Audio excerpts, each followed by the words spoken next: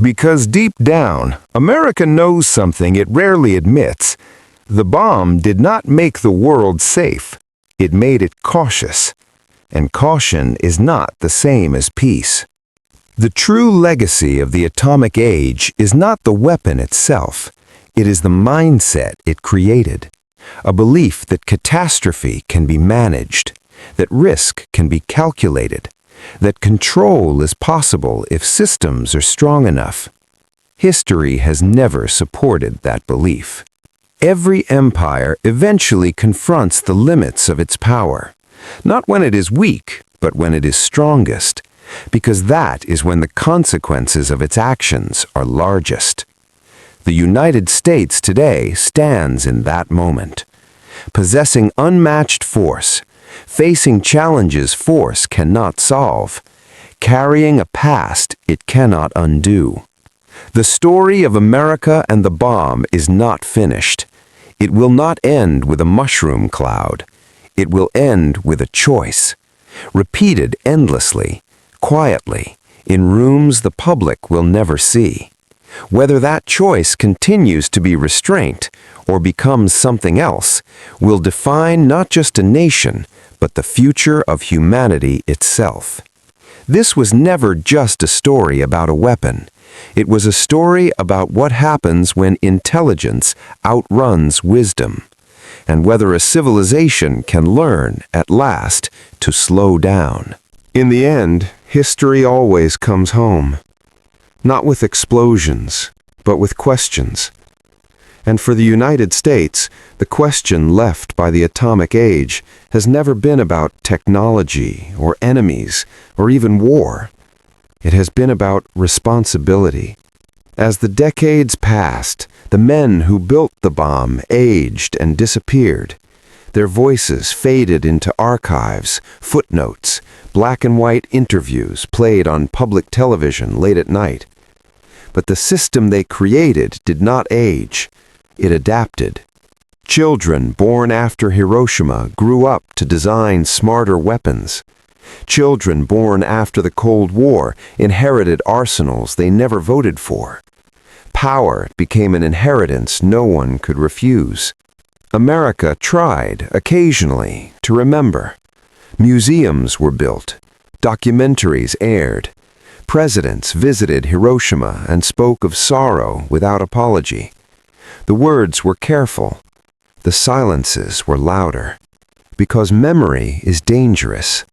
If remembered too clearly, it demands change. If remembered vaguely, it becomes mythology. And mythology is easier to live with. In classrooms, students learned dates and outcomes. They learned that the bomb ended a war. They rarely learned about the burned shadows on concrete, or the long deaths that followed, or the scientists who spent their final years regretting their certainty. The United States is a nation that believes deeply in solutions. Build faster, think bigger, outpace the problem. The atomic bomb was the ultimate expression of that belief, and also its greatest warning. In the 21st century, new dangers emerged. Climate collapse, pandemics, artificial intelligence.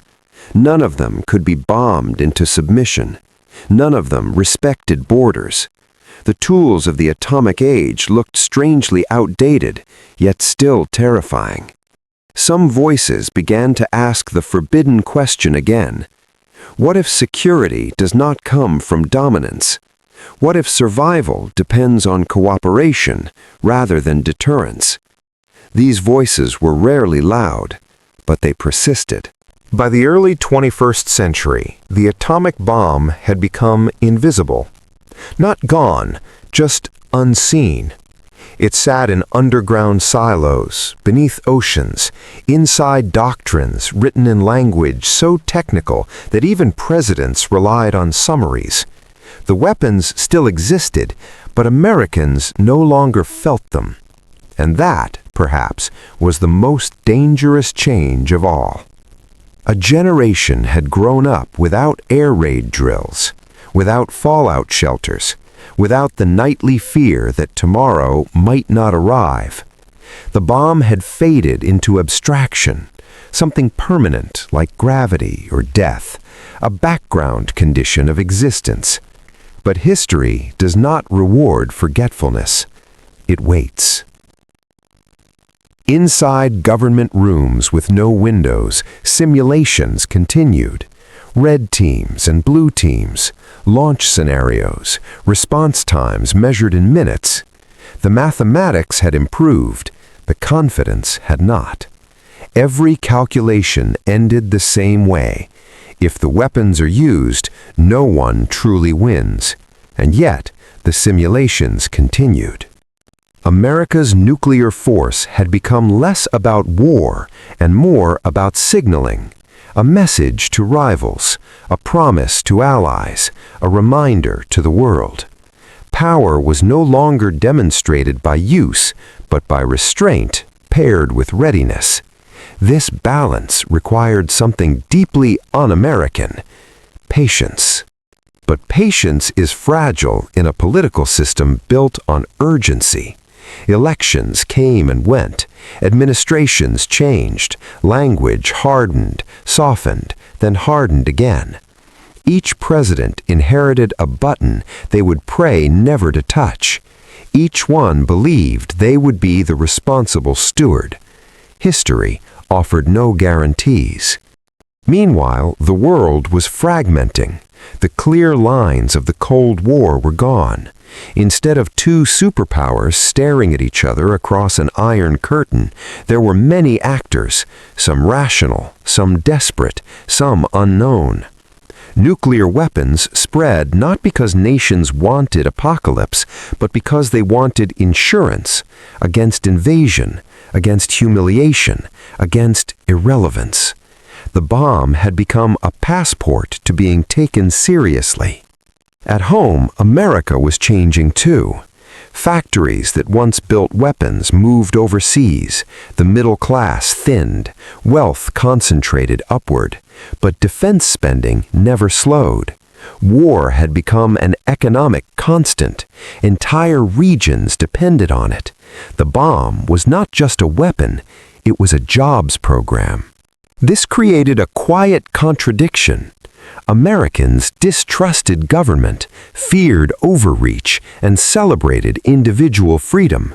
Yet the most destructive force ever created was controlled by a small number of people behind layers of secrecy, beyond public debate.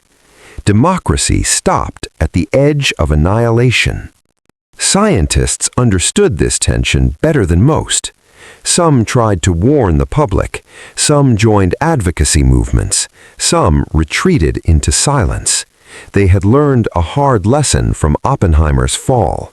Truth does not protect you from power. Then came the age of speed. Information traveled instantly, decisions were compressed, attention spans shrank. The world moved faster, but nuclear weapons did not slow down to match human wisdom. Launch times remained short, mistakes still possible, perhaps more so. Cyber warfare entered the equation. Could systems be hacked? Could false data trigger real retaliation? No one could say for sure.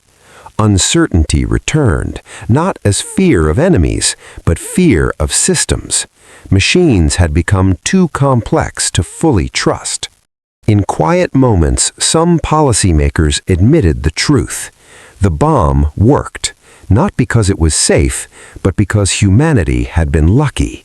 Luck stretched across decades, luck mistaken for stability. And luck eventually runs out. America stands today not at the end of this story, but in the middle of it. A nation born in revolution, matured in industry, crowned by unmatched power, now navigating a world where that power must never be fully used. The greatest weapon ever created sits unused not because it solved violence, but because it revealed violence's final form: total.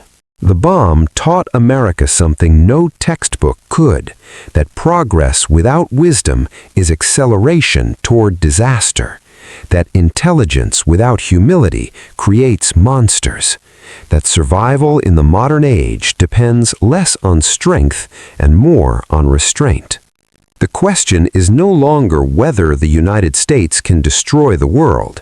That question was answered in 1945. The real question, the one history is still waiting on, is simpler and far more frightening. Can it choose, again and again, not to? If you want the final act, where this story turns inward toward memory, responsibility, and what comes next, say, Nuclear testing moved underground. Weapons grew more precise.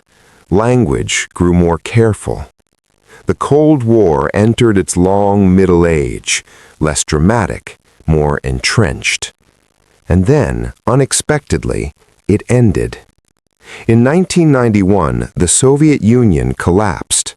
No mushroom cloud, no final battle, just silence. For a brief moment, Americans believed the nightmare was over. History had ended. Democracy had won. The bomb could finally fade into the background. It did not. Instead, the bomb lost its enemy and became more dangerous. Without a single rival, American power expanded unchecked. Military bases multiplied. Interventions became routine. Defense budgets grew without resistance. Fear no longer wore the face of communism. It wore new masks. September 11, 2001 changed everything, but also revealed something profound. 19 men with box cutters shattered the illusion that nuclear power guaranteed safety. The most powerful weapons on Earth could not stop chaos. America responded the only way it knew how, with force, with spending, with surveillance. The architecture of control built during the Cold War was repurposed for a new age. The bomb stayed in the background, silent, looming, unquestioned. Meanwhile, another transformation accelerated. Technology escaped the laboratory. The Internet, born from military networks designed to survive nuclear war, entered American homes. Phones became computers. Data became currency. Attention became power. The weapons of the future were no longer always explosive. They were invisible. Yet the nuclear arsenal never disappeared. It was modernized, digitized, placed behind screens and protocols and passwords. Still human, always human. Accidents happened. Near misses occurred. Lost bombs, false alarms, glitches mistaken for attacks.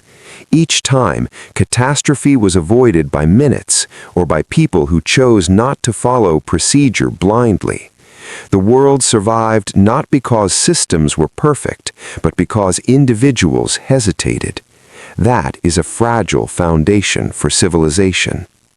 Today, new powers rise, old tensions return. Nuclear weapons spread to unstable regions. Artificial intelligence enters command systems. Decision time shrinks. The margin for error narrows. And the lessons of history grow faint. America likes to tell its story as progress, from colony to superpower, from chaos to order, from fear to leadership. But beneath that story is another truth. The United States did not just build the most powerful weapon ever created. It built a world where that weapon must never be used, and yet can never be abandoned. This is the paradox at the heart of modern America. Power without resolution, security without peace, survival balanced on restraint. The men who first split the atom believed they were ending a war. Instead, they began a condition, one that still defines our lives, one that waits patiently for the next mistake. The bomb never exploded again in anger. That is the miracle Americans often point to. But miracles have shadows. and the shadow of the atomic age stretched quietly into laboratories, boardrooms, classrooms, and living rooms, reshaping the United States in ways few people noticed and fewer understood. After the Cuban Missile Crisis, the world stepped back from the edge, not because it trusted itself, but because it feared itself. Presidents began to speak the language of peace while signing budgets that guaranteed permanent readiness for war. The nuclear arsenal was no longer an emergency measure. It was policy, doctrine, identity. The bomb had become American. Behind closed doors, strategists created theories with calm mathematical names: mutually assured destruction, second strike capability, acceptable losses. They spoke of cities as numbers, of millions as variables. This was not cruelty, it was abstraction, and abstraction made the unthinkable manageable. At the same time, a quieter revolution was unfolding. The same government funding that built nuclear weapons also funded something else: computation. To calculate blast radii, missile trajectories, and fallout patterns, America needed machines that could think faster than humans.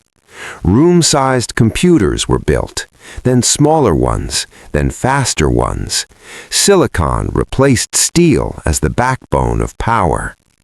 The Cold War did not just create bombs, it created the digital age. Few Americans connected these dots. They saw televisions, not guidance systems.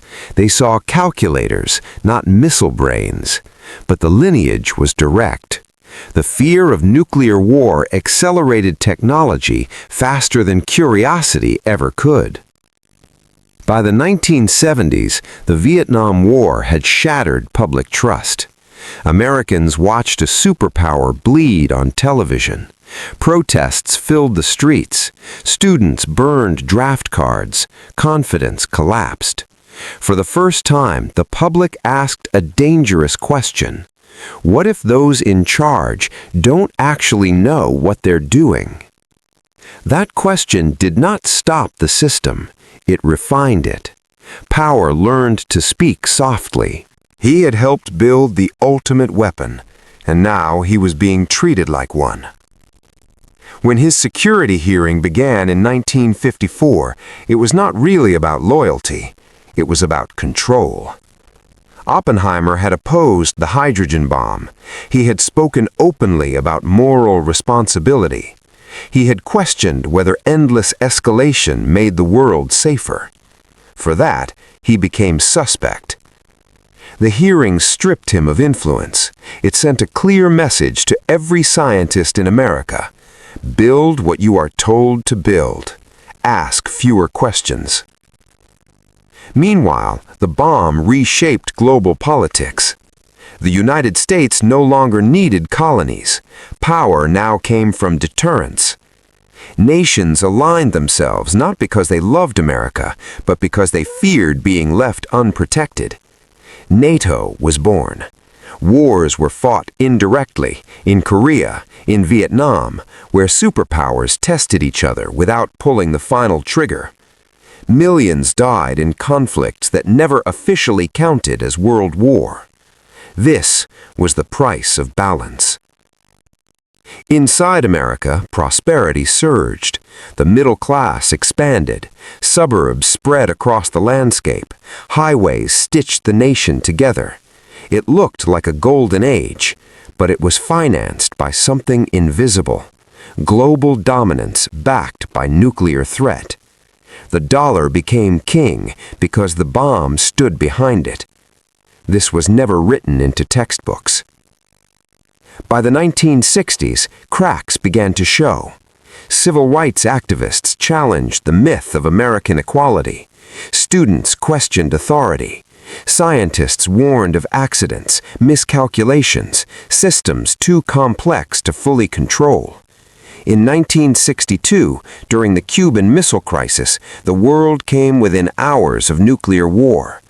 One submarine officer's hesitation likely saved millions. History pivoted not on policy, but on a single human decision. After that, something shifted. Treaties were signed, hotlines installed, arms control discussed. Not because nations had become wise, but because they had finally understood the math. No one wins a nuclear war. And yet, the weapons remained. They still remain. Thousands of them, sleeping, waiting. The true legacy of the atomic age is not destruction. It is tension. A permanent awareness that civilization survives not by certainty, but by restraint. And restraint is not guaranteed. America today lives in the shadow of choices made by men who believed they were racing against time. They won that race, but the finish line never existed. The bomb did not end history. It began a new chapter, one where power is absolute, consequences are irreversible, and humanity walks forward knowing it has already crossed a line it can never uncross. And this story is still being writ. After the war ended, America told itself a comforting story. That the bomb had been a tragic necessity, that it had saved lives, that it had closed the door on global violence. But history does not close doors. It replaces them with mirrors. And when the United States looked into that mirror after 1945, it did not see peace. It saw power. Washington moved quickly. The same secrecy that had built the bomb now wrapped itself around the future. The Atomic Energy Commission was formed. Information was classified. Scientists were warned, sometimes gently, sometimes not at all, that knowledge now belonged to the state. America had learned something dangerous. Fear could be organized, and fear could be funded. Across the ocean, the Soviet Union was watching. Stalin had not been surprised by Hiroshima. He had been informed. Spies had been inside the Manhattan Project from almost the beginning. Names like Klaus Fuchs would later surface, but by then it was too late. The secret was already leaking through the cracks of human ambition. In 1949, the Soviets detonated their own atomic bomb. America panicked. The age of monopoly was over. The response was not restraint. It was escalation. If one bomb could destroy a city, then a bigger bomb could destroy a nation. Scientists were ordered back to work, louder, faster, with fewer questions. The hydrogen bomb, thousands of times more powerful than Hiroshima, was no longer theoretical. It was inevitable. Some physicists objected. Some resigned. Some stayed, telling themselves they were preventing something worse. That logic would repeat itself endlessly. At the same time, something quieter but equally powerful was happening inside the American economy. War had transformed the federal government. Before World War II, Washington was large but limited. After the war, it was permanent, muscular, and wealthy beyond precedent. Military contracts flooded private corporations. Universities became defense partners. Entire towns depended on weapons manufacturing. President Eisenhower would later name it the military-industrial complex. But by the time he warned the nation, it was already woven into everyday life. Fear became infrastructure. Schools taught children how to hide under desks. Cities built fallout shelters. Families stocked canned food and prayed they would never need it. Television showed smiling families living beneath the shadow of annihilation. Normality was preserved by pretending the unthinkable would never happen. And yet, beneath that calm surface, anxiety boiled. In the 1950s, America turned inward. Who could be trusted? Who might be a communist? Who might know too much? Senator Joseph McCarthy rose to prominence not because he discovered enemies, but because he named fears. Careers were destroyed, lives were ruined, evidence was optional. Oppenheimer watched this unfold with grim familiarity. By 1942, the project could no longer remain small. The government needed one place where the work could be done in total secrecy, far from cities, far from questions, far from witnesses. They chose a forgotten plateau in New Mexico, Los Alamos. At the time, it barely existed. A few buildings, a boys' school, dust, wind, silence. And into that silence, they brought the future. Oppenheimer was put in charge. It was a strange choice. He had never managed a large project. He had communist friends. He was emotionally unstable. But he had something rare. He understood both physics and people. And he understood that what they were building was not just a weapon, it was a moral rupture. Men and women arrived at Los Alamos with fake names. Mail was censored. Conversations were monitored. Children grew up not knowing what their parents did for a living. They told themselves it was temporary. They told themselves it was necessary. They told themselves that if they did not build the bomb, someone else would. That justification would echo for generations. Meanwhile, America was changing. The war pulled millions into factories. Women replaced men on assembly lines. African Americans moved north in the largest internal migration in U.S. history. The economy roared back to life. Money flowed. Power consolidated. And all of it, every dollar, every machine, every ounce of effort, was feeding a secret at the center of the desert. The scientists worked relentlessly. They split atoms. They failed. They split them again. Some nights they drank themselves into numbness. Some nights they stared at the stars, wondering if humanity had gone too far. Oppenheimer read poetry to calm himself. Ancient words for a modern terror. By 1944, Germany was collapsing. The original justification for the bomb, fear of a Nazi weapon, was fading. But the project did not stop. It accelerated. Now the target was Japan, and the logic was brutally simple. End the war quickly, save American lives, demonstrate power. Few asked what it would mean to unleash such power on civilians. Fewer wanted to know. On July 16, 1945, at 5:29 a.m., the desert lit up brighter than the sun. The ground shook. The sky burned. The first atomic bomb had been detonated. Some scientists cheered. Some cried. Oppenheimer remembered a line from the Bhagavad Gita. Now I am become death, the destroyer of worlds. He did not say it out loud, but history heard it anyway. 3 weeks later, President Truman stood before the American people. He told them the United States had harnessed the power of the universe itself. He framed it as triumph. He framed it as necessity. He did not describe the bodies. On August 6, 1945, a single bomb fell on Hiroshima. In seconds, a city vanished. Tens of thousands died instantly. Tens of thousands more would die slowly. America watched the photographs with awe. Horror came later. 3 days after that, Nagasaki. Then silence. Then surrender. The war was over. America had won. But something had been broken. In the years that followed, the United States emerged as the most powerful nation on earth. The dollar ruled global trade. American bases circled the planet. The bomb became policy. And the men who built it? Some were celebrated. Some were discarded. Some spent the rest of their lives trying and failing to put the genie back in the bottle.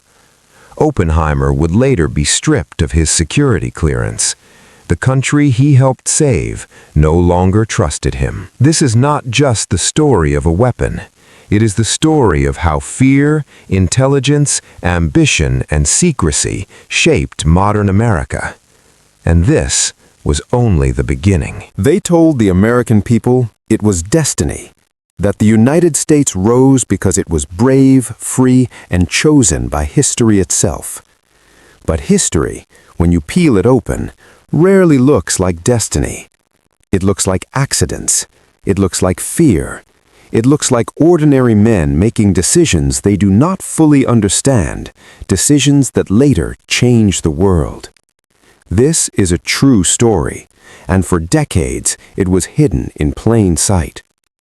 On a cold morning in December 1941, an unremarkable man stood on the deck of a ship in San Francisco Bay, staring at the water as if it might answer him. His name was J. Robert Oppenheimer.